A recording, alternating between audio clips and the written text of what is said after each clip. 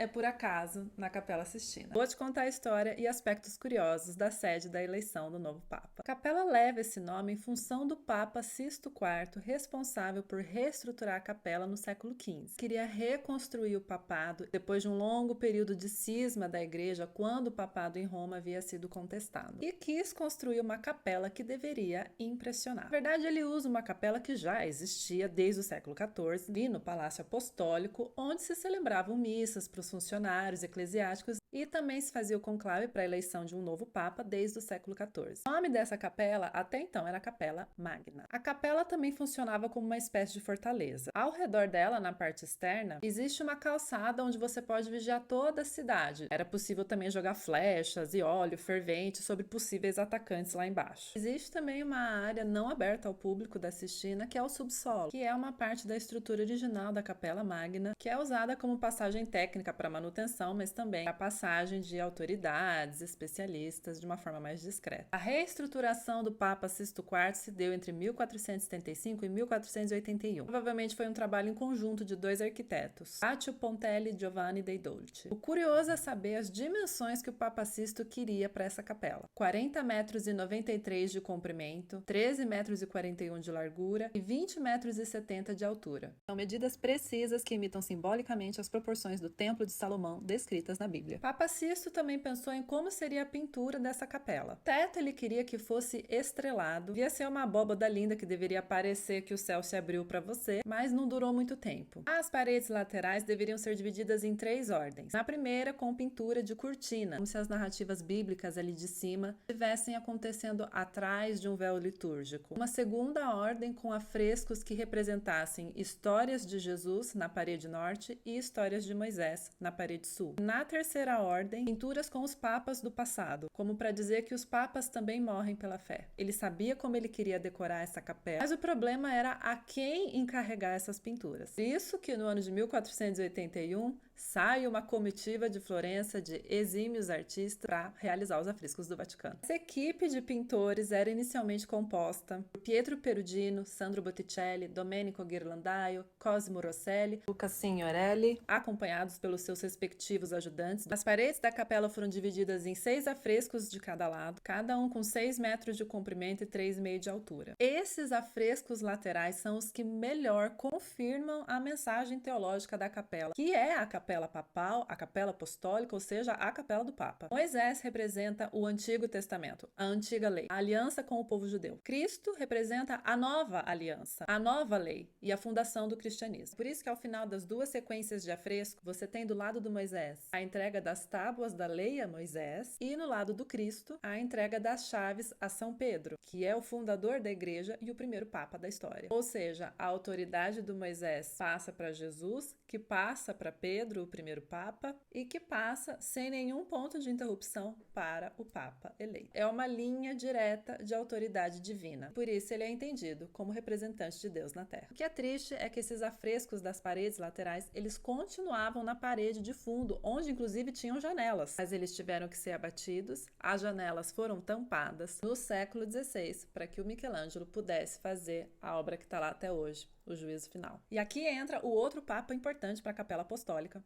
o Papa Júlio II. Ele que foi o responsável por chamar, na verdade por obrigar, Michelangelo a pintar o teto da capela. A princípio, Michelangelo não aceita porque ele se dizia escultor e não pintor, mas ele acaba tendo que aceitar. O projeto inicial do Júlio II, na verdade, era bem simples. Tudo que ele pediu era que o Michelangelo fizesse 12 apóstolos, 6 em cada lado e motivos geométricos no meio. O Michelangelo achou a ideia meio pobre, ele recusa e ele sugere um novo programa iconográfico com as imagens que nós conhecemos, trazem histórias da Gênesis, além da inclusão de figuras pagãs. Michelangelo pintou quase 1.100 metros quadrados praticamente sozinho com a ajuda de pouquíssimos assistentes. Cria uma pintura ilusionística na qual ele inclui 9 cenas do Velho Testamento, além de 5 sibilas pagãs e 7 profetas sentados em tronos de tamanho monumental, além dos 4 cantos pendentes, todos ligados à ideia de salvação do povo de Israel, como Davi o Golias, além dos tímpanos e das lunetas com os antepassados de Cristo, que é um tema bastante incomum, muito raro rara de encontrar na história da arte. São mais de 300 figuras humanas, uma diferente da outra. Michelangelo não repetiu nenhuma pose. E as figuras mais inesperadas são os famosos Ignudi. São anjos sem asas, de descendência pagã. São 20 no total, em poses bem ousadas, mostram os corpos desnudados em toda a sua glória. Os Ignudi personificam a alma humana. A alma fica nua diante de Deus, não precisa de defesa e nem de acessório, face da sabedoria divina. Ao contrário do que muita gente pensa, Michelangelo não pintou o teto da Capela Sistina deitado, mas sim em pé. Ele ficou 4 anos com o pescoço virado para trás, com dores crônicas. Ele conclui a pintura em 1512. Dali em breve, em 1517, iniciaria a Reforma Protestante. Milagre que esse teto tenha sobrevivido à Reforma. Michelangelo ainda voltaria, muito contrariado, para pintar a parede leste da capela, em 1536, já com mais de 60 anos. E é aqui, no altar, que se coloca, portanto, o afresco do Juízo Final. Esse afresco é gigantesco. Ele tem mais de 380 figuras. É mais do que ele pintou no teto inteiro. E elas são praticamente de tamanho natural. E é um afresco pessimista, confuso. Não se entende bem quem são os eleitos e quem são os condenados, quem vai para o paraíso, quem não vai. A visão michelangelesca de fim de mundo